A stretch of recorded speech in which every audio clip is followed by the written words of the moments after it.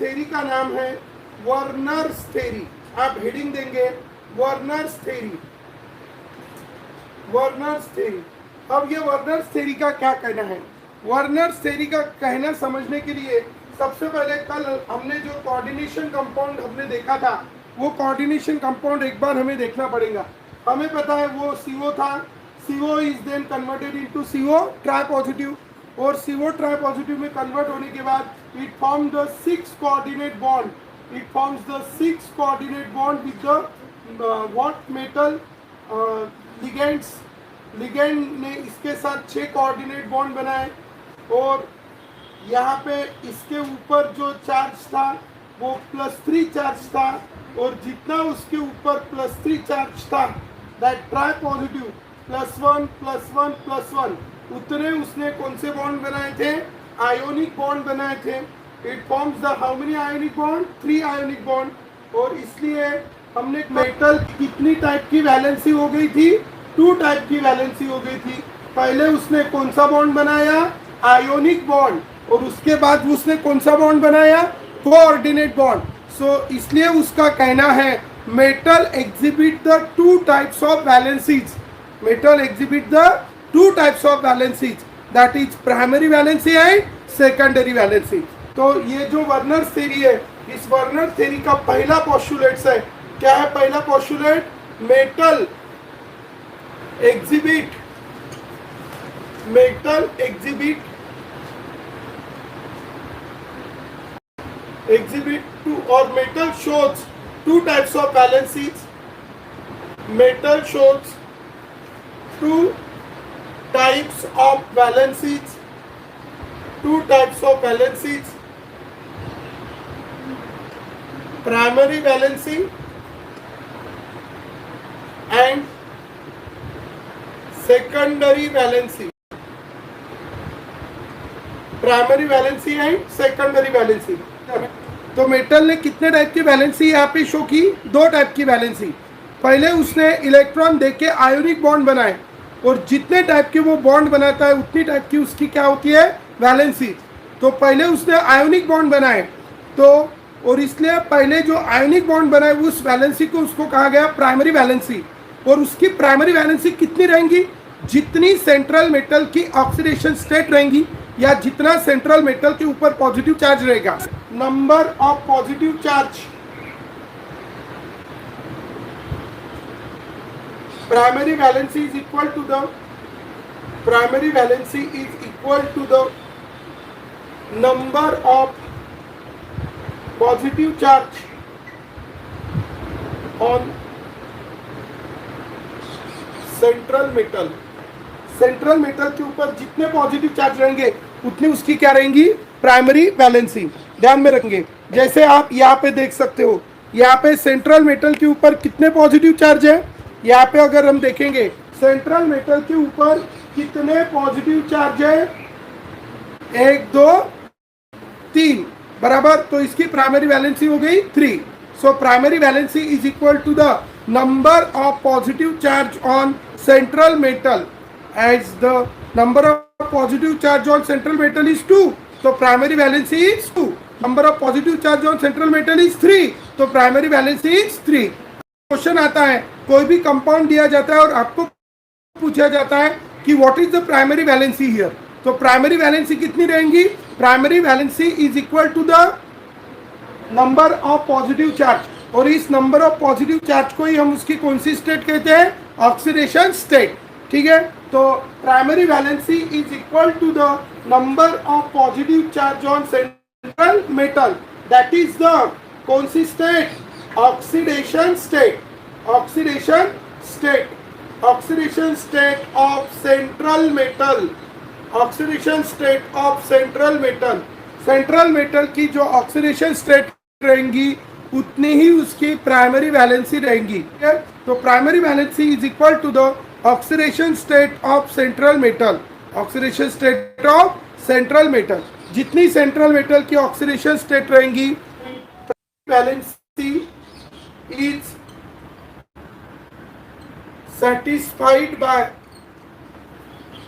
only negatively charged ion. Primary valency is satisfied by only negatively charged ion. ठीक है, जिसके ऊपर negative charge है वही प्राइमरी वैलेंसी को सेटिस्फाई कर सकता है. जिसके ऊपर पॉजिटिव चार्ज है या जिसके ऊपर लोन पेयर न्यूट्रल मॉलिक्यूल है वो प्राइमरी सेटिस्फाई नहीं कर सकते. ध्यान में रखेंगे, primary valency is satisfied by only negatively charged ion. Primary valency is satisfied by only negatively charged ion. ठीक है, तो primary valency is satisfied by only negatively charge ion. ठीक है.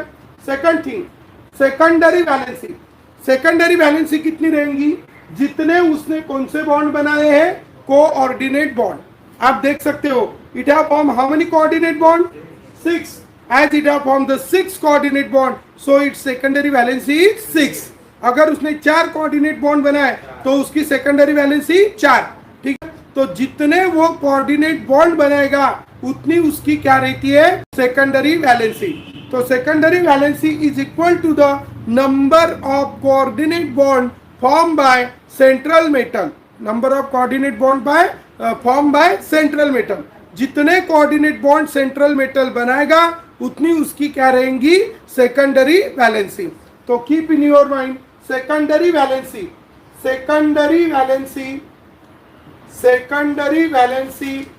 is equal to the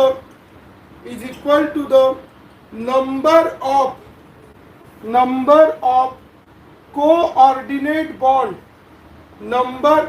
coordinate bond formed by central metal. Number of coordinate bond form by central metal. जितने coordinate bond central metal बनाएगा उतनी उसकी कौन सी valency रहेंगी? Secondary valency. तो secondary valency is equal to the number of coordinate bond form by central metal. उसके बाद ये जो सेकेंडरी वैलेंसी है, that secondary valency is equal to the number of coordinate bond form by central metal. अब ये जो secondary valency जिसने बनाई वो क्या कर रहा है? सेंट्रल मेटल के साथ कोऑर्डिनेट बॉन्ड बना रहा है. वो क्या कर रहा है? सेंट्रल मेटल के साथ कोऑर्डिनेट बॉन्ड बना रहा है. और सेंट्रल मेटल के साथ कोऑर्डिनेट बॉन्ड कौन बनाएगा? सेंट्रल मेटल के साथ कोऑर्डिनेट बॉन्ड वो लिगेंड बना सकती है. अब लिगेंड क्या है? लिगेंड कभी कभी न्यूट्रल मॉलिक्यूल भी रह सकता है. न्यूट्रल मॉलिक्यूल यही हमने देखा है. लेकिन कोई भी न्यूट्रल मॉलिक्यूल चलेगा क्या? नहीं. ऐसा न्यूट्रल मॉलिक्यूल जिसके पास कम से कम एक तो भी क्या है? Loan pair of electron. क्योंकि इसको सेंट्रल मेटल को क्या देना है? Loan pair of electron by forming the which bond? Coordinate bond. बराबर. तो कोऑर्डिनेट बॉन्ड बराबर. तो ये जो सेकेंडरी वैलेंसी कौन सेटिस्फाई कर सकता है? सेटिस्फाई कर सकता है मतलब कौन उसके साथ कोऑर्डिनेट बॉन्ड बना सकता है? तो कौन बना सकता है? एक neutral molecule having at least one lone pair of electron. पहली condition, neutral molecule having at least one lone pair of electron. ऐसे न्यूट्रल मॉलिक्यूल जिनके पास कम से कम एक क्या है? लोन पेयर ऑफ इलेक्ट्रॉन है, वो कोऑर्डिनेट बॉन्ड बना सकता है. दूसरा, negatively charge ion. Negatively charge ion जैसे I can take the example of H negative hydride. तो हाइड्राइड मतलब क्या है? जैसे लिथियम और हाइड्रोजन के बीच का बॉन्ड है और दोनों इलेक्ट्रॉन अगर हाइड्रोजन के ऊपर चले गए तो इसके ऊपर कौन सा चार्ज आएगा? Negative charge. और निगेटिव चार्ज में कितने इलेक्ट्रॉन होते हैं? 2 इलेक्ट्रॉन. ये भी गया और ये भी गया. तो ये निगेटिव चार्ज में कितने इलेक्ट्रॉन है? 2. और कोऑर्डिनेट बॉन्ड बनाने के लिए कितने इलेक्ट्रॉन की आवश्यकता होती है? 2. और इसलिए negatively charge ion can also form the which bond? Coordinate bond. बराबर. और उसके साथ साथ ठीक है कोई कोई पॉजिटिवली चार्ज आयन भी होता है. I just take here the example. जैसे नाइट्रोजन है. Nitrogen has 1 lone pair 3 unpaired. और oxygen has 2 lone pair 2 unpaired. तो ये 2 अनपेयर्ड इसने इधर शेयर कर ली. तो ये हो गया नाइट्रोसो. बराबर. अब ये नाइट्रोजन ने अगर इसका 1 इलेक्ट्रॉन दे दिया तो इसके ऊपर कौन सा चार्ज आएगा? पॉजिटिव. लेकिन तब भी ये ऑक्सीजन के पास 2 लोन पेयर है, इसका ऑक्टेट भी कंप्लीट है. तो ये ऑक्सीजन अपनी लोन पेयर किसको दे सकता है? सेंट्रल मेटल को. Though it carry we charge, positive charge, but it can donate its lone pair. Do you understand? और इसलिए जो सेकेंडरी वैलेंसी है, सेकेंडरी सेटिस्फाई करना मतलब क्या करना? सेंट्रल मेटल के साथ कोऑर्डिनेट बॉन्ड बनाना। सेकेंडरी वैलेंसी सेटिस्फाई करना मतलब क्या करना? सेंट्रल मेटल के साथ कोऑर्डिनेट बॉन्ड बनाना। ठीक है, जो सेंट्रल मेटल के साथ कोऑर्डिनेट बॉन्ड बना सकता है, जो क्या कर सकता है? सेंट्रल मेटल के साथ कोऑर्डिनेट बॉन्ड बना सकता है, वो कौन सी वैलेंसी सेटिस्फाइड करेगा? Secondary valency. It will satisfy the which valency? Secondary valency. तो what do you mean by the secondary valency? Secondary valency कौन कौन सेटिस्फाई कर सकता है? Secondary valency can be satisfied by neutral molecule having at least one lone pair of electron or negatively charged ion or positive ion having at least one lone pair। ठीक है, ये सारे secondary valency क्या कर सकते हैं? Satisfy कर सकते हैं। तो अपना नेक्स्ट पोस्टुलेट है, पहले हमने देखा है सेकेंडरी वैलेंसी कितनी रहेंगी? सेकेंडरी वैलेंसी कितनी रहेंगी? जितना उसका कौन सा नंबर रहेगा? कोऑर्डिनेशन नंबर, या जितने वो क्या बनाएगा? Coordinate bond. जितने कोऑर्डिनेट बॉन्ड बनाएगा उतनी उसकी कौन सी वैलेंसी रहेंगी? Secondary valency. ठीक है, अब next point, secondary valency can be satisfied by which molecule? Neutral molecule. Secondary valency can be satisfied by neutral molecule having eight least one lone pair of electron. Fifth point, secondary valency can be satisfied by neutral molecule। secondary valency can be satisfied by secondary valency can be satisfied by can be satisfied by satisfied by neutral molecule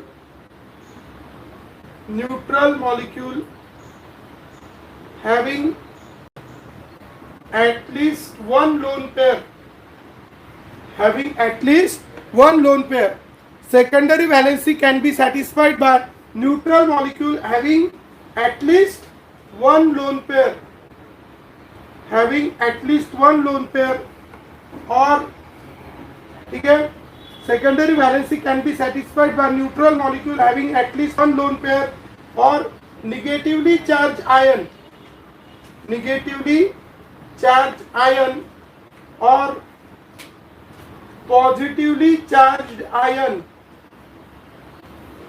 positive charged ion, positive charged ion, positive charged ion with at least one lone pair, at least one lone pair।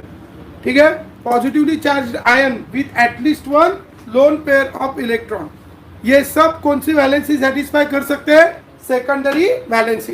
तो secondary valency can be satisfied by either the neutral molecule having one lone pair और positively negatively charge ion या positively charge ion. ठीक है, तो ये सारे secondary valency satisfy करते हैं। That all can satisfy the secondary valency. Now next, after satisfying this secondary valency, अभी हम और एक पॉइंट यहाँ पे डिस्कस करेंगे। तो you know very well about this secondary valency. ठीक है, तो यहाँ पे कल हमने देखा था कि यहाँ पे दो स्पीयर बन रहे हैं, यहाँ पे दो स्पीयर बन रहे हैं। हाँ, इसमें और एक एडिशनल पॉइंट यहाँ पे मैं एक एग्जांपल दे रहा हूँ। कॉम्प्लेक्स तो भी हमने देखा है, यहाँ पे दो स्पीयर बन रहे हैं ये भी हमने देखा है। ये पॉइंट हमारे हो गए हैं। ठीक है, तो अभी एक कॉम्प्लेक्स मैं यहाँ पे ले रहा हूँ, आप ध्यान देंगे। I am just taking here example CO NH3/4 Cl2 Br, CO NH3/4 Cl2 Br। ठीक है, यहाँ पे अगर हम सेंट्रल मेटल की ऑक्सीडेशन स्टेट अगर निकालेंगे तो सेंट्रल मेटल की ऑक्सीडेशन स्टेट यहाँ पे क्या है? कोबाल्ट +3 है, पता नहीं मुझे, तो I just take it is X। Ammonia neutral molecule है। ठीक है, अमोनिया न्यूट्रल मॉलिक्यूल है और अमोनिया न्यूट्रल मॉलिक्यूल होने की वजह से उसकी ऑक्सीडेशन स्टेट 0। एक अमोनिया की 0, तो 4 अमोनिया की भी कितनी रहेंगी 0, बराबर। एक क्लोरीन की कितनी -1, ध्यान में रखेंगे हमेशा, एक क्लोरीन की -1, तो 2 क्लोरीन की -2, बराबर। और उसके बाद ब्रोमीन की -1, ब्रोमीन की -1, ठीक है। तो इस तरह अगर हम देखेंगे तो यहाँ पे की है x, अमोनिया की है 0, एक क्लोरीन की है -2 -1, 2 क्लोरीन की -2 और ब्रोमीन की -1, और कॉम्प्लेक्स के ऊपर कोई चार्ज नहीं दिख रहा है, तो इसके ऊपर का चार्ज कितना आ गया 0। और अभी हम इसको सॉल्व करेंगे, तो हमने इसकी ऑक्सीडेशन स्टेट कंसीडर की थी x, तो x is equal to -1 -2 -3 is equal to 0, तो x is equal to +3। Clear है, x इज इक्वल टू +3। तो अभी इसकी ऑक्सीडेशन स्टेट क्या हो गई +3, अभी इसकी ऑक्सीडेशन स्टेट क्या हो गई +3। तो keep in your mind it's oxidation state is the +3, इसकी ऑक्सीडेशन स्टेट क्या हो गई +3, ठीक है।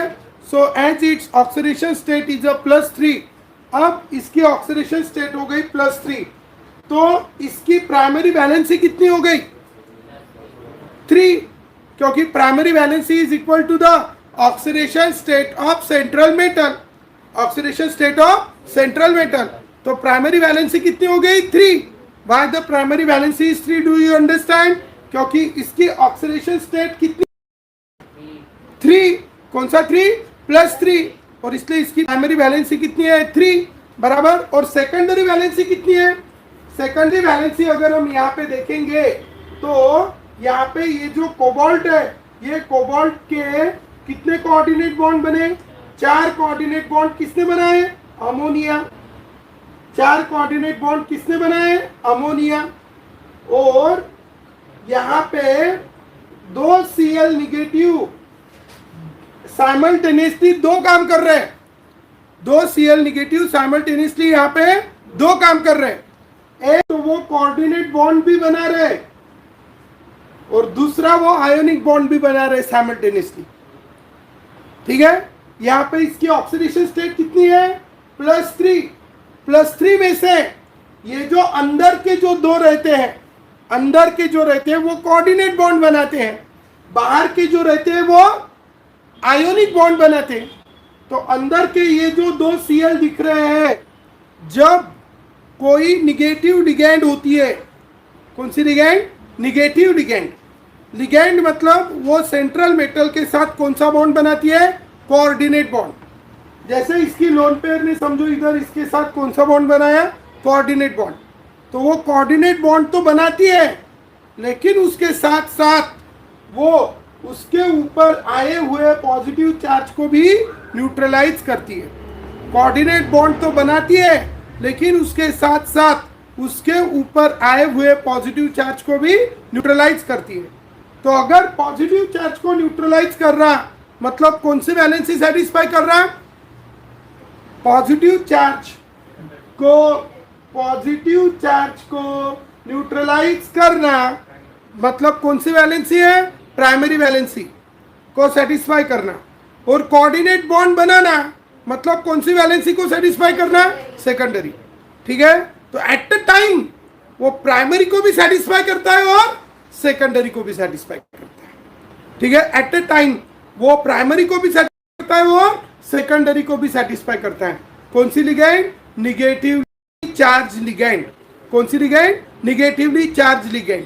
तो ध्यान रखेंगे when the ligand is weak charge, negatively charged, so at a time it satisfied to both primary as well as secondary valency, ठीक है, primary as well as secondary valency।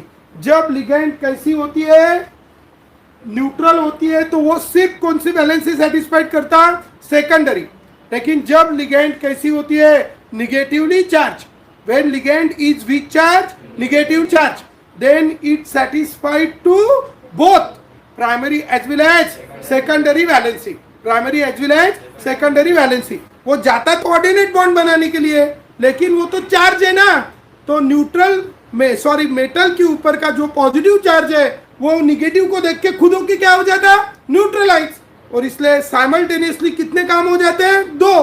Positive तो सॉरी कोऑर्डिनेट बॉन्ड तो बन जाता, मतलब secondary valency तो satisfied होती, लेकिन साथ साथ में पॉजिटिव चार्ज भी न्यूट्रलाइज हो जाता, मतलब प्राइमरी वैलेंसी भी सेटिस्फाइड हो जाती है। तो when the ligand is negatively charge, when the ligand is negatively charge, तो simultaneously it satisfied to both primary valency as well as secondary valency. ठीक है, तो you have to write this next point, when the ligand is negatively charge, when आपको अगर यहाँ पे अगर आपको पूछा गया, ध्यान रखो इधर, चलो इधर देखते हैं कि यहाँ पे अगर आपको पूछा गया कि इसकी प्राइमरी वैलेंसी कितनी, तो प्राइमरी वैलेंसी कितनी है? जितनी उसकी क्या है? Oxidation state. कितनी है उसकी ऑक्सीडेशन स्टेट? 3। तो प्राइमरी वैलेंसी क्या हो गई? +3। This is the which valency? Primary valency. और अगर आपको पूछा गया सेकेंडरी वैलेंसी कितनी है, तो सेकेंडरी वैलेंसी कितनी है? कितने कोऑर्डिनेट बॉन्ड बनाए? इन्होंने कितने बनाए? 4 और इन्होंने 2, तो कोऑर्डिनेट बॉन्ड कितने बने? 6। तो 6 कोऑर्डिनेट बॉन्ड बने, तो कोऑर्डिनेट बॉन्ड 6 बने, तो सेकेंडरी वैलेंसी कितनी हो गई? 6 बराबर।